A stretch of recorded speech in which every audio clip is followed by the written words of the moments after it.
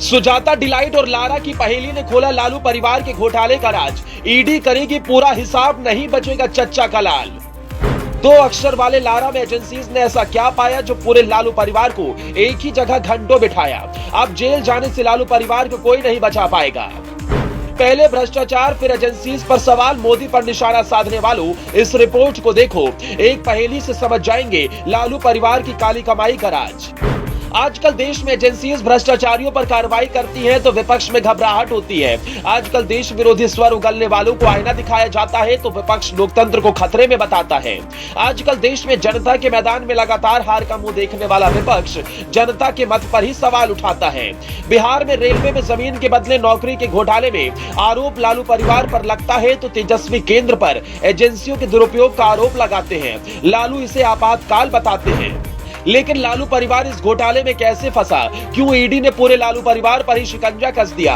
और ईडी ने उस पहेली को कैसे सुलझाया जिससे खुल गया पूरे भ्रष्टाचार का खेल? एक एक शब्द, एक एक पहेली जो ईडी ने है खोली, इस रिपोर्ट में पूरी कहानी बताते हैं। जिस आईआरसीटीसी घोटाले के सद में लालू परिवार अटका हुआ है, उसकी कहानी शुरू होती है आज से 19 साल पहले। साल था 2004 और महीना मई का। लालू प्रसाद यादव कांग्रेस की यूपीए पार्ट 1 सरकार में रेल मंत्री बनाए गए। करीब एक साल बाद फरवरी 2005 में रेल मंत्रालय की नजर आईआरसीटीसी के 2 होटलों पर जाती है और इन्हें किराए पर चलाने का फैसला लिया जाता है। ये 2 होटल थे झारखंड की राजधानी रांची और ओडिशा के पुरी में।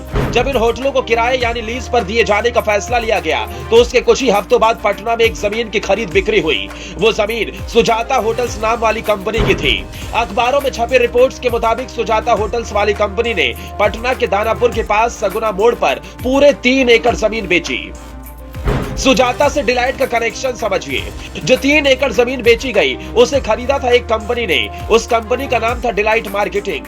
इस जमीन को सिर्फ 1 करोड़ 47 लाख रुपए में खरीदा गया। यही एक छोटा सा तथ्य है जिसने केस में अहम भूमिका निभाई। ये कंपनी थी प्रेमचंद गुप्ता की। वही प्रेमचंद गुप्ता जो लालू प्रसाद यादव के खासम खास थे और आरजेडी के राज्यसभा सांसद भी। यानी सुजाता होटल्स की जमीन को तब की एक छोटी सी कंपनी डिलाइट ने खरीद लिया।